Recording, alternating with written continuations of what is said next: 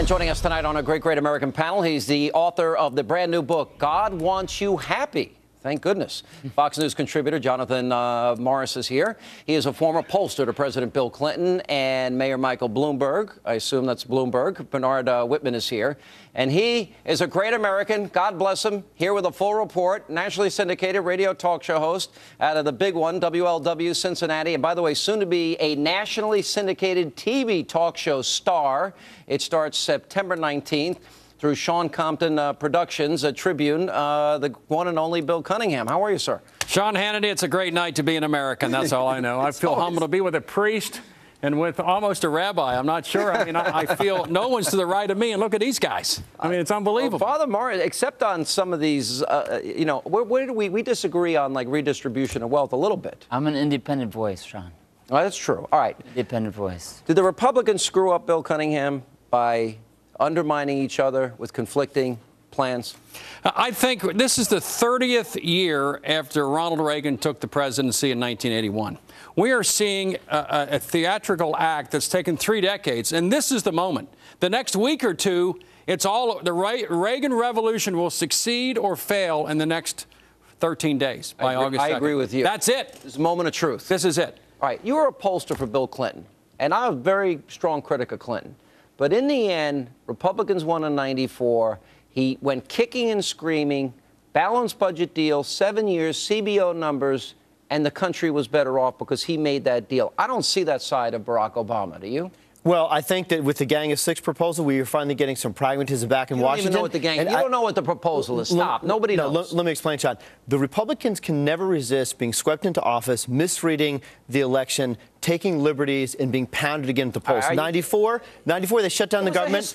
94, they shut down the government and ultimately paid the price at the polls. Bill Clinton was reelected. Excuse me. If the same thing happens now, and they try to push this cut, balance, cap. That'd be cut, cap, and balance. Thank you. It is clear the American public has said they would blame the Republicans because they want compromise. Yes, they have. That's not what the polls say. That is absolutely what the polls say. The polls say they want the debt dealt with far more than they want taxes raised, and the American people feel that these scoundrels have spent too much money, and it's like crack cocaine to them, and they're tired of it. Three-quarters want compromise. You know what? One thing that we do know about this Gang of Six proposal is that they want to raise $1 trillion of revenue, right? $1 trillion of revenue. Where is that going to come from? If it's not raising taxes, this is what I believe is going to happen, and I think we should be fearful of it. One way they're going to raise this revenue is they're going to get rid of the ability to make charitable donations in such a way that is helpful to your own bottom line. Yep. Now, what does that mean?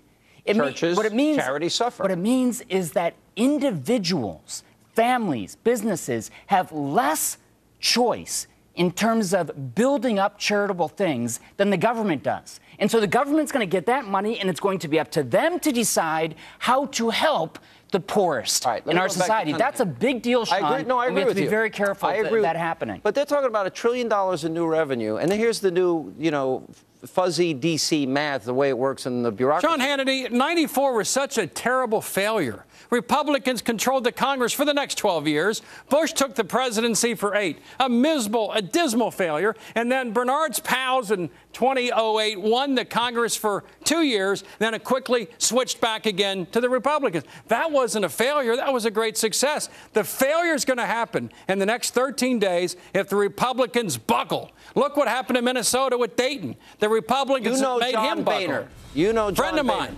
Friend of yours. Golfing friend of yours. Yeah. Well, John, so far the House has been great.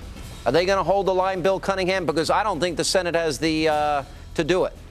John Boehner. Sorry, Father. I didn't understand. Yeah, you'd understood. John Boehner's backbone is the Tea Party. He is a Chromian backbone, which is the Tea Party. He knows if he compromises, he's out of the speakership next year, and Paul Ryan's going to be the speaker. And you know what? If there's no compromise, the Republicans are going to be out of office. The American people want compromise. They want the government to work. Just they want like the government to work. What happened for 12 years, Let me explain one other thing. The Republicans for years have said simplify the tax code, lower the rates. You now have an ability to actually do that. And instead, you're going to say, let's force a constitutional amendment. You don't get to force a constitutional amendment. The country is craving a constitutional amendment. Listen to reason. The country is craving a government that actually works, not a government that defaults on its debt. They're craving a government that stops robbing from their kids and grandkids. That's what America's craving. Right now, this moment. Bill Cunningham, am I right or wrong? Listen to reason, Bernard. Listen to you sound like Nancy Pelosi on her worst day. You know what? I sound like 3/4 of the American people that want this government to actually cut spending and raise some revenue through taxes. More of that great American panel next. Way over there.